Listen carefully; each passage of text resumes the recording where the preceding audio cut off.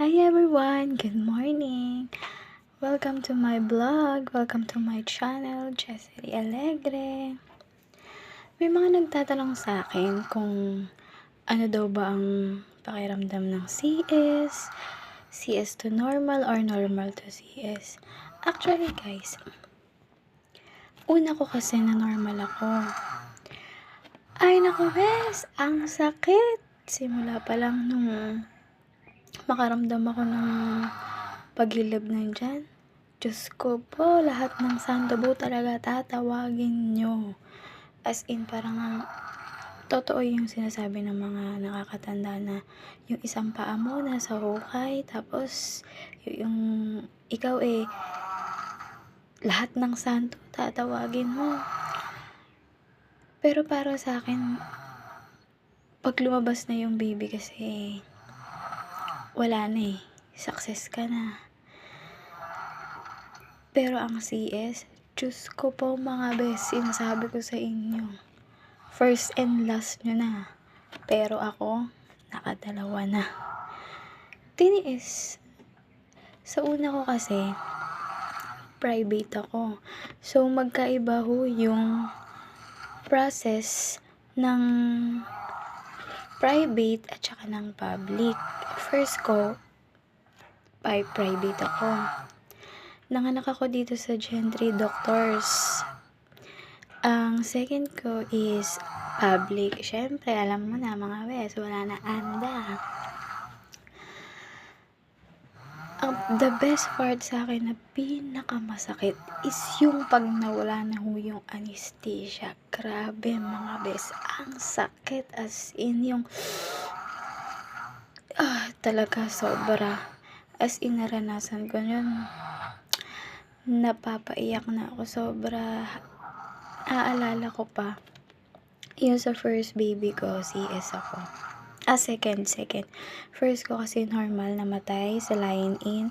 Second is CS sa Gentry Doctors, private. Ranas ko dun na sobrang asikaso. Maganda pag private ka talaga. Solo ako kasi ako ay na PUI. That was 2020. And then, magkahiwalay kami ng kwarto ng anak ko. Sobrang sad. Magkahiwalay kami. Kasi,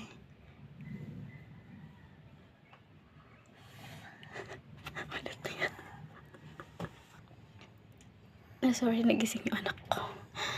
Magkahiwalay kami ng second ko. Gawa ng nakita doon na may pneumonia ako. Kasi noon pa lang, 2020, pandemic, konting galos lang, konting sugat lang, ubo ka lang, PUI ka na agad. So, ako ay nasa ibang kwarto at siya naman ay nasa baba. Tapos, nung nawala yung anesthesia, ay sabi ko sa inyo mga bes, as in, hindi ko kaya. I still remember yung pinapatayo na ako ng nurse ko.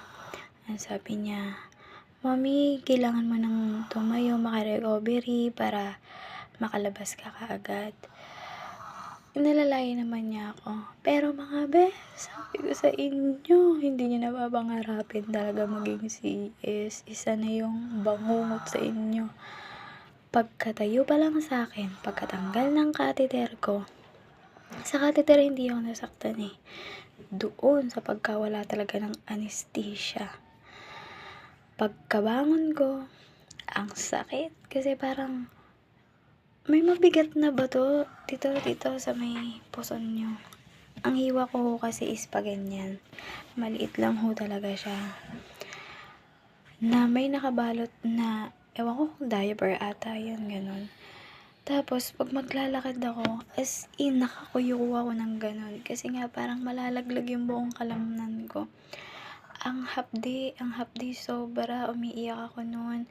Tapos, kapag wala silang nabibigyan na pain reliever, sabi ko sa inyo, ako siguro yung nanganak na CS na sobrang kulit. Doorbell ako ng doorbell, tawag ako ng tawag sa mga nurse. Tapos request ako ng request hanggat sa pinagdagdagan ng OB ko yung para ewan ko kung ano yun, yung para hindi ko na maramdaman yung kirot, pinagdagdagan niya yun. At eto pa, ang pinakaayoko sa lahat, yung tuturukan ako ng antibiotic. Sabi ko sa inyo nga, besh, ang sakit, sober. As in, napapapisil ako sa nurse. Tinatawanan na lang ako. And then, ay by the way, mga best, sa private kasi, wala akong naramdaman. As in, tinurukan lang ako dito, tsaka dito, tatlo yun binilugan ako ng kung may allergy ka o wala. Tapos, alam ko, pampatulog na din. Kasi bago ko ipasok sa OR, groggy na ako umiikot na yung paningin ko. Ang huli ko lang mga naramdaman is pinabaluktot ako, binipi ako. Tapos, parang may malamig na binuo sa likod ko. Tapos, yun, nagising na lang ako. Pinakita nila sa akin yung anak ko. Ang sa public po kasi, sabi ko sa inyo, self-service kayo. Ako ay nanganak sa Dr. Jose Fabella, Bisaya, Fabella. Sa third ko, lalaki. Dahil na-trauma na kami, sa malaking pagkagastos-gastos, kaya ako ay nag-public naman. So far, so good naman kasi wala kaming binayaran doon. Ang problema lang is self-service ka lang talaga. Tapos may oras sila nang bigay ng gamot mo, hindi katulad sa private na kapag ka nakaramdam ka ng kirot, ng haptik, gusto mo talagang humingi ng gamot, bibigyan ka. Hindi katulad sa public na kahit humingi ka, makiusap ka sa mga nurse. Sabi ko sa inyo, bes, hindi kayo bibigyan kasi may oras talaga sila. Naalala ko pa, nanganak ako November 5, 2023. Nawala na yung anesthesia. Sobrang sakit ng sugat ko, bes. Sobrang sakit ng tahi. Pinilit kong maglakad papunta dun sa nurse station. And iniwan ko yung baby ko, pinabantay ko lang. Nakiusap ako sa nurse na kung pwede mahingi ako ng Mefenamic, pantanggal kirot, kasi hindi ko talaga kaya Although, medyo kaya-kaya naman. Ako kasi OA ako minsan, mga besh. Gusto ko wala talaga akong mararamdaman. Tapos, nang hingi ako, hindi nila ako binigyan until doon na lang dumating yung oras ng bigay ng gamot talaga sa akin. Eto pa mga bes, yung gamot ko hindi tumatalab sa akin. Hindi kaya. Kaya yung gamot ng katabi ko, kasi hindi naman siya nakakaramdam, hinihingi ko na lang. Eto yun, papakita ko sa inyo. Eto yun. Eto yun. Ayan yun mga besh. Yan. Yan. Yan. Kulay dilaw. Ayan yun mga besh. Kasi yung akin, feeling ko yung nireseta sa akin ng doktor ko, ng OB ko. Hindi talaga siya 200 mg lang. Pero ito, yung sa kasamahan ko is 500 mg. Tinry ko uminom kasi yung siya, groggy, antok na antok siya, tulog na tulog kahit kinigising na ng nurse mga besh, ibibibi na, hindi ba rin nagigising. So, hiningi ko, tinry ko. Nung ako na, ginigising din ako ng nurse, tawanin nila ako. Kasi yung effect talaga ng gamot na to, as in, ang sarap na tulog mo. Wala akong naramdaman na sakit, besh. Tapos, ito pa yung ibang mga gamot. And Coamoxiclab. Yan. Yan. Laking gamot na ito. Sobrang laking gamot mga besh. Maraming mga gamot. yan, mga perus, ganyan mga besh. Tapos, eto na yung pinaka-ayokong part, mga besh. Kasi, nagpapa-check up pa lang ako nun. May mga naka-encounter na ako na yung sa mga lilinisan ng sugat, pinipisil daw, dinidiin, titignan kong kakatas. Syempre ako, hindi ko naman naramdaman yun sa private. Sa private po kasi, nurse na yung naglinis ng sugat ko. Hindi nila dinidiin yun. As in, tatanungin nila na, mami, ganto ganyan, linisan na kita, inhale, exhale, ganyan. Tapos, ito yung sugat ko, kunyari, ganyan, kahaba, ganyan. Tapos, i-swipe lang nila ng bulak na gano'n, ganyan. Takto yung mga bitch. Pag public talaga, iiyak ka talaga. At kung hindi ka lang maarte, basta kung hindi ka maarting mami, gano'n, kung hindi mo dinadala maarte yung sakit, wala eh. Pero ako talaga, sasabihin ko sa inyo, umiinit na ang ulo ko kasi nagsabay ang pedya ng mga baby at ang paglilinis ko ng sugat. So, sa baby, iniwan ko sa isang tabi kasi lahat ng mga mother nandoon sa pedya nakapila. Ako, tinawag ako ng OB ko para linisin ang sugat ko. Nag-worry ako kasi yung anak ko, pinasisilip ko lang. Andun lang siya sa may gilid, sa isang bed na walang nakahiga. Nung nandun na ako, lilinisan na ako, sabi ko sa inyo mga besh, nanginginig talaga ako. Nung pinahiga na ako ng OB ko, pagkatapos niya mag cellphone, pinahiga niya na ako. Pagkahiga ko, sabi ko sa inyo, nanginginig na talaga ako kasi naalala ko yung mga kwento sa akin, ganun. Sabi ko sana hindi ganun. Nung eto na, nakahiga na ako, tinanggal na ang tape, ang sakit, hinigit, nilagyan na ako ng gamot. Grabe, besh, naalala ko talaga until now. Yung sugat, ito kunyari yan, yung puson ko, paislant yan. Ang paglinis ng mga besh, ganyan, dinidiin. Tapos eto pa, pagkadiin, hindi pa nakontento ang OP ko, diniin pa nila ng ganyan, pinisil pa ng ganon. As in, yung kamay ko nakakapit na to sa may ilalim ng puwitan ko. Tapos napapaangat ko yung dalawa kong hita, napapatiklop.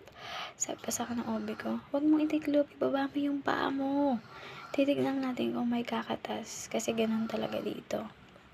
Sabi ko, ang sakit to yung anak ko naiyak ni. Ang ganun. Eto na, inis ulit, diniin ulit na gan. Sabi ko sa inyo, besh, tululuha, aray talaga ako ng aray. Nung nahimasamasan na ako,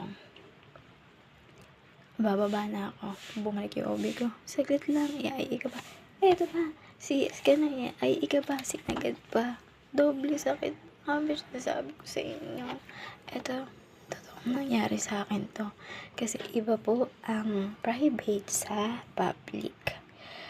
Although, goods po lahat, kasi wala kang babayaran, as in, wala sila na magpa-process na lahat.